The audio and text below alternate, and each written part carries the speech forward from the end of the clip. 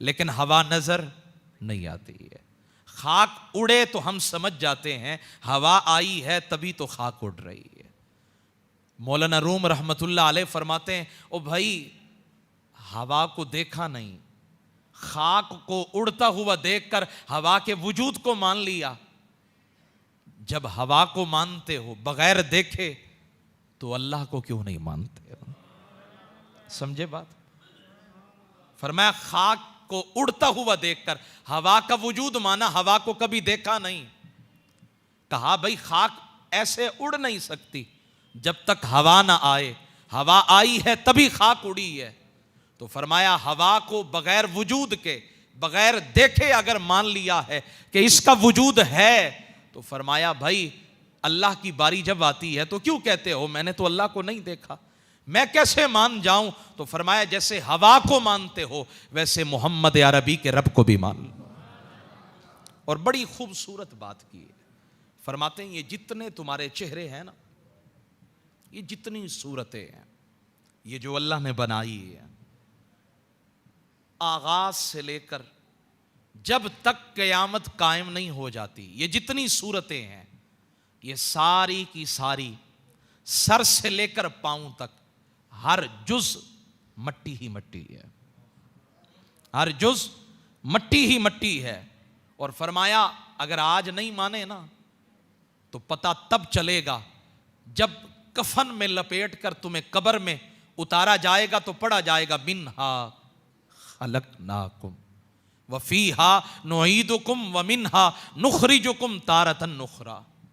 ہمیں یا اللہ تو نے پیدا کیا اسی مٹی سے, میرا رب فرماتا ہے وفیہا نعیدکم, اور پھر اسی مٹی کی طرف تمہیں لوٹائیں گے, ومنہا نخرجکم تارةً اخری, اور پھر اسی مٹی سے قیامت کے دن تمہیں اٹھایا جائے گا. وہ حضرت جنید بغدادی رحمت اللہ علیہ کے پاس ایک نوجوان آیا, عیسائی تھا, حضور کو مانتا نہیں تھا. اس نے آ کر کہا کہ لوگ آپ کو شیخ زمانہ کہتے ہیں. آپ نے فرمایا لوگوں کی باتوں پر نہ جاؤ, اپنا وقت نہ برباد کرو, جاؤ میں شیخ زمانہ کہاں ہوں, میرے اندر یہ خوبیاں نہیں ہیں, شیخ کامل بننا بڑی اونچی بات ہے, جاؤ کسی اللہ والے کو ڈھونڈو. یہ لوگوں کا خیال ہے میں شیخ کامل نہیں ہوں, یعنی اللہ والے خود کو اللہ والا خود نہیں کہتے, زمانہ کہتا ہے. اس نے کہا نہیں مہربانی کریں, میں نے ایک قول نبی کی تشریح پوچھنی ہے آپ سے. میں آپ کے نبی کو مانتا نہیں ہوں, لیکن میں نے آپ کے نبی کی ایک حدیث سنی ہے, اتقوا فراست المؤمن فإنہ ینظر بنور اللہ. فرمایا مومن کی فراست سے ڈرو کیونکہ وہ اللہ کے نور سے دیکھتا ہے. اس حدیث کی تشریح کر دیں. حضرت جنید بغدادی نے سر جھکایا, پھر اٹھایا, فرمایا اس تشریح کا ایک ہی مطلب ہے, وقت آ گیا ہے کلمہ پڑھ لو, وقت آ گیا ہے کلمہ پڑھ لو. نوجوان نے پوری مجلس میں سب کو گواہ بنا کے پڑھا لا الہ الا اللہ محمد الرسول اللہ صلی اللہ تعالی علیہ وآلہ وسلم. اہل مجلس حیران ہیں. اس نوجوان سے کہنے لگے تمہارا سوال اور تھا, شیخ کامل کا جواب اور تھا, تم نے حدیث کی تشریح پوچھی تھی اور حضرت جنید بغدادی نے جو جواب دیا وہ اور تھا, بتائیں نہ ذرا اس کے پیچھے راز کیا ہے. اس عیسائی نوجوان نے کہا کافی ایام ہو گئے, میرا دل اندر سے آواز لگاتا تھا اب تجھے محمد عربی کا کلمہ پڑھ لینا چاہیے, لیکن وہ جو میرے آباء و اجداد کے عقائد کی زنجیریں تھی وہ مجھے مجبور کرتی تھی کہ نہیں, ماں باپ دادا کا دین نہیں چھوڑنا. اور پھر میں نے محمد عربی صلی اللہ علیہ وسلم کی یہ حدیث سنی, اتقوا فراست المؤمن, مومن کی فراست سے ڈرو کیونکہ وہ اللہ کے نور سے دیکھتا ہے. تو میں دیکھنے آیا کہ بھائی مومن اللہ کے نور سے کیسے دیکھتا ہے. میں حضرت جنید بغدادی کے پاس آیا, اصل میں یہ حدیث پوچھ کر میں دیکھنا چاہتا تھا یہ میرے مدعا کو سمجھتے ہیں. تو شیخ کامل نے کشف کے ذریعے میری حقیقت کو سمجھ لیا، میں کیا کہنا چاہتا ہوں۔ حضرت جنید بغدادی نے کہا تیرے کلمہ پڑھنے کا وقت آ گیا ہے، کلمہ پڑھو لا الہ الا اللہ محمد الرسول اللہ۔ مولانا روم رحمت اللہ علیہ آپ فرماتے ہیں، فرمایا یہ اجزاء جو ہیں، آنکھ، کان، ناک، زبان، دانت، ہونٹ، رخسار، ہونٹ، پیشانی، ابرو، فرمائیے جتنے اجزاء ہیں ہر ایک جز الگ اپنی حیثیت رکھتا ہے، ہر ایک کا کام بھی الگ ہے، ہر ایک کی رنگت، معاملات بھی الگ ہیں۔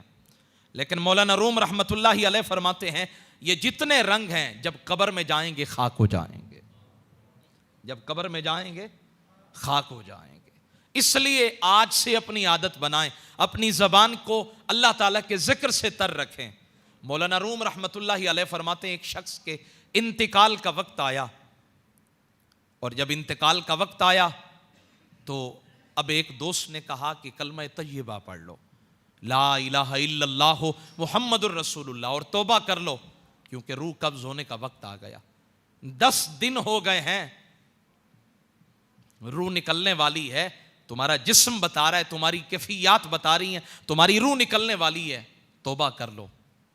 وہ مرنے والا نوجوان کہنے لگا میری زبان پر ہر دنیا کا کلمہ جاری ہو سکتا ہے، لیکن جب میں لفظ توبہ اپنی زبان پہ لاتا ہوں تو میری زبان گنگ ہو جاتی ہے، میری زبان کام نہیں کرتی ہے، میری زبان بند ہو جاتی ہے، میں چاہ کر بھی لفظ توبہ اپنی زبان پہ لا نہیں سکتا۔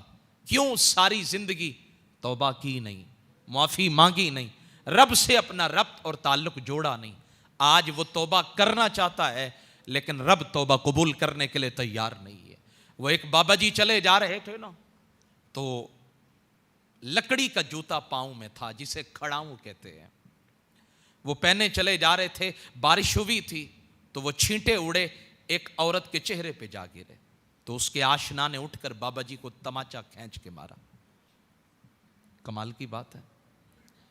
تھوڑا سا اور آگے گئے تو ایک حلوائی نے دودھ کا پیالہ گرم گرم پیش کیا، آپ نے پی لیا، کہا مولا تیری کرم نوازیاں، کہیں تھپڑ کھلواتا ہے کہیں دودھ پلاتا ہے، لیکن چونکہ میں تیرا بندہ ہوں، میں تیری رضا پہ راضی ہوں۔ بس ایک قدم 2 قدم آگے چلا تھا، وہ مرد جس نے تماچا مارا تھا وہ مکان کی چھت پہ چڑھا، پاؤں پھسلا، زمین پہ گرا، گردن کا منکا ٹوٹ گیا۔ لوگوں نے عورت سے پوچھا یہ کیسے مرا؟ اس نے کہا یہ جو بابا جی جا رہے ہیں نا، انہوں نے دعائے ضرر کی ہے، بد دعا کی ہے، تبھی تو یہ اوپر چڑھا ہے، پاؤں پھسلا ہے، گردن کا منکا ٹوٹ گیا۔ لوگ دوڑے دوڑے گئے، کہنے لگے آپ تو اللہ والے ہیں، آپ بد دعائیں دیتے ہیں۔ فرمایا یہ بد دعا کی بات نہیں ہے، یہ یار کی بات ہے۔ کہا وہ کیسے؟